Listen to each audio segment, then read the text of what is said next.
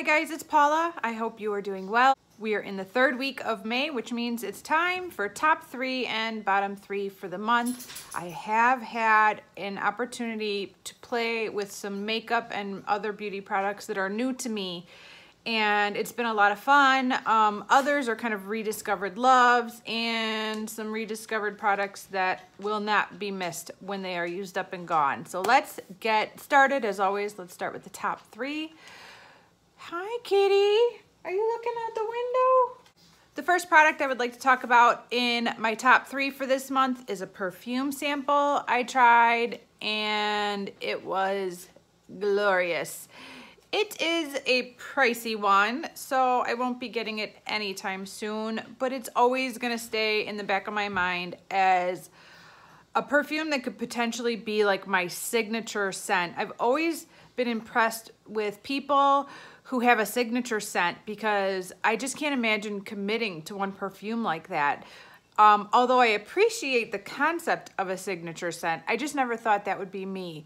But holy cow, this YSL Black Opium is the bomb. Is that word still being used by anyone? This YSL fragrance of Black Opium could definitely be my signature scent.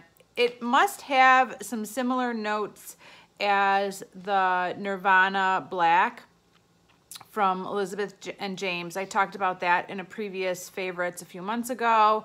It's got that same amazing like vanilla sweet but musky combination that drives me crazy. I just love it. I'm gonna insert the top notes, middle notes, and bottom notes in the notes somewhere along here, and I'm also going to insert the price because, as I recall, it's not cheap at all.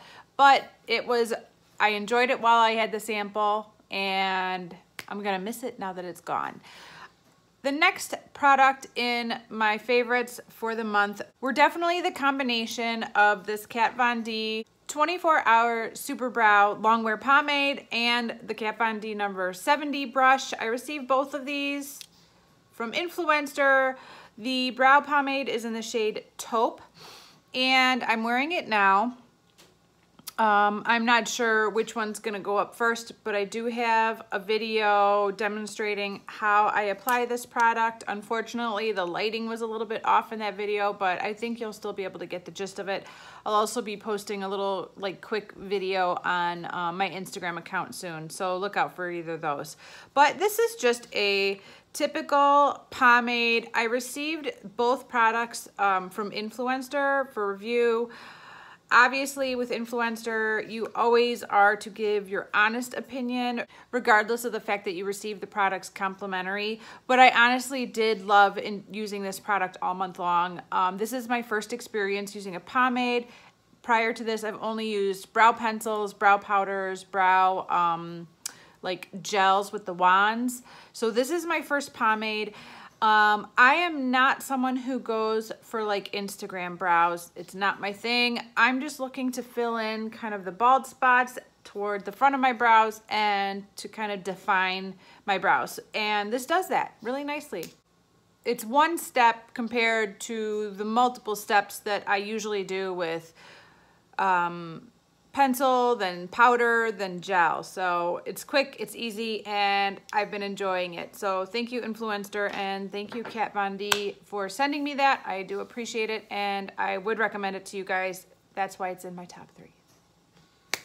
Finally, for my top 3, I have a product that I bought last year, kind of around the holidays, November, December, and forgot about it. Well, not forgot about it, but I put it to the side. You know, New Year's hit and I was in panning mode. I had selected products for my projects and these didn't make it into it, but these do unfortunately dry up fast. So I realized that I had to get to them, and I've been loving them. And what I've been talking about is these Butter London Glazing eye glosses.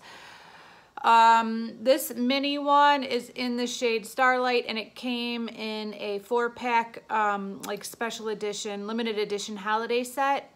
And this large one is the full size that you can buy any time of the year, and this is in the shade Mermaid. I am wearing Starlight on my eyelid right now, so you can see it. And it is, as you can see, kind of a goldeny champagne. These eyeglosses are like a wet jelly consistency, but they dry down and they don't smudge. So that is Starlight right there. I usually don't apply it that thickly on my eyelid. I just kind of put a little thin coat and then allow it to dry, and then a second coat on top of it if I want to add more. But that is Starlight, and I don't know if that one is in their regular collection, but if it is, it's a good one. And then this is Mermaid. I recently wore this over some blue eyeshadow to kind of tone down the blue, and it definitely gave me the look that I was going for. Green, yellow, gold, silver. Look at that. Oh my goodness. Those are gorgeous. And I'll show you in a minute, but yeah, they dry down and pretty much stay all day. I did get a couple flecks of glitter fall out throughout by the end of the day, but overall they did what they were supposed to do and stayed put. They don't, once they dry down, they don't transfer onto my the top part of my eyelid like some glitters do. So yeah, the downside to this product is that it has a short shelf life. I've heard people tell me that is in as short as 1 year, it is dried up and useless. So you can't stock up on these in every shade in the range and have them forever, because they're just not gonna last that long. So look, if you're interested in these, find the color that speaks to you, wait for it to go on sale. These retail for like $21 or $22. I would not pay $22 for something that's only gonna last for a year, unless you're gonna wear it like every day of that year. But they do go on sale at Ulta every now and then for half off, and that's when I would get it. When it's like 11 bucks, I think it's well worth it, and it's a beautiful product. If you haven't tried it, it's fun, especially if you like these kind of, eek, don't bump the table. Especially if you like these kind of shimmery, glittery top coats to add to your look, to kind of give them a little pizzazz. The reason I actually pulled them out is because I was working on a kind of what was supposed to be a metallic-y, shimmery pink shadow, and that shadow is just a dud. It's not working for me. I'll talk about it more in my Killers Project Pan update, but I pulled this Starlight one out and put it on top, and it saved that shadow. So these are like little shadow savers. You got a bad look, you got a shadow that's, you know, just not performing. Grab one of those, pat it on top, it looks amazing. So those are my top 3 for the month of May. Let's move on to the bottom 3. None of these products are horrible, but they're not gonna be missed, and they're not gonna be repurchased. Probably the most surprising decision out of the 3 would be my EOS lip balm. Not this particular scent or anything. The scents are nice, but I think I am over EOS as a brand. I was kind of late to the EOS game. They'd been around for a few years before I even bought my first one. And actually, I ended up being gifted a set of 3 at the holidays. And those are the only 3 EOS balms I have. I finished one last year. This is my second. After this one, I have 1 more to finish, and I'm not buying any more. I would so much rather prefer a lip balm in a stick that you can apply, you can twist up, you can apply. These are just bulky and big. When you get to the bottom, it is just this massive diameter of product, and you're like just trying to get a little bit on without smearing it all over your face.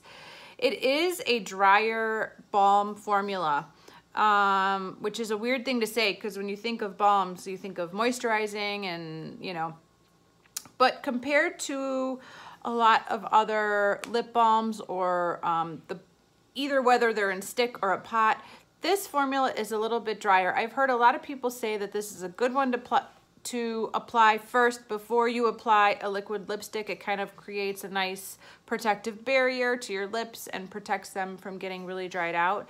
But I'm sure I can find something to do that job for me. Once these are gone, I don't think I'll be repurchasing EOS anymore. I'm also not a big fan of the fact that there is so much product. After you get to the grate and you've used up all of the product that is above the packaging, there's quite a bit of product left at the bottom part. And you have to figure out, if you don't like to waste like me, you have to figure out how to fish it all out. And I've seen a couple people that I follow on Instagram do some amazing things, but what a hassle. It's just a big old hassle, and I'm over the whole EOS lip balm thing. Another product that I've decided to put in my bottom 3 for this month is another surprise, because the first time I tried this product, I really liked it, but I don't think I have the same feeling for it anymore, and that is Benefit Professional. The first time I tried this, I thought it was the most magical thing in the world. That was probably, I don't know, 4 or 5 years ago now. And I recently pulled out this little sample to use up, and it's just not doing it for me. I have tried some primers that I've loved lately. The MAC Prep and Prime, is that what it's called? The Becca First Light priming filter, the purple bottle. Both of those would take priority standing over this little guy here. And although I do obviously have pores, I don't have truly oversized pores that need to be filled. I think the people that have large pore issues really do rely on these kind of silicone-y pore filling primers. But for me, my focus on a primer is that it does whatever it can to keep my foundation even and smooth on my skin and to help it to last all day long. I don't want my foundation to move anywhere all day long, and so a primer that can do that is what I'm looking for. And I don't think this one does as good of a job at that as the Becca or the MAC one. So I'm not gonna be repurchasing a full size of the Professional once all of my samples are gone. I think I have one more of these to go, and then that's it, and no more of that. And the final bottom, whew, it's an expensive one, guys. The final item in my bottom 3 is this Perricone MD Neuropeptide Night Cream.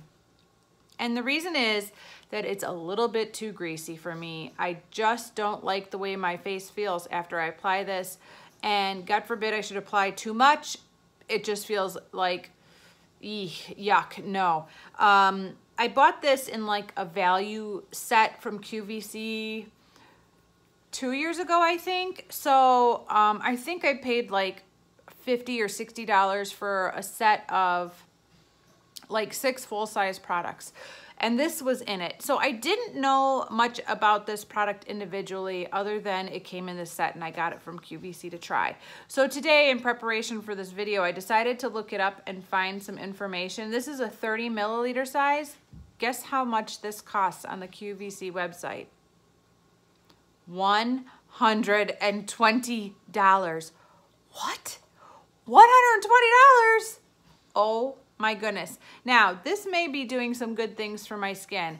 I'm not saying it didn't, but I just don't like that greasy feeling on my face, especially as we're getting closer to the humid, warm months of summer. I'm gonna try and finish this up as quickly as possible. It may even be in my May empties. It is almost gone, but I really use it sparingly because of that greasy feeling that it leaves me. And I tend to put it on places where I get the most dry skin and not necessarily use it all over my face. But yeah, I think there is probably a night cream product out there that can provide a lot of the benefits that this does without that greasy feel. So I will be on the hunt for that down the road, but I will not be spending $100 for this little bottle of night cream once this is gone. Really glad I had the chance to try it out though. That is what is so great about those, like, you know, best of sets that Sephora does, like the Sephora favorites or the QVC gift sets. It's so fun to try a variety of products that you would have never otherwise even looked at or been exposed to and try it out. So I'm really glad I got to try it out, but it will not be getting repurchased once it's gone. So those are my top 3 and bottom 3 for the month of May. Thank you guys so much for watching, and I will see you in the next video. Bye.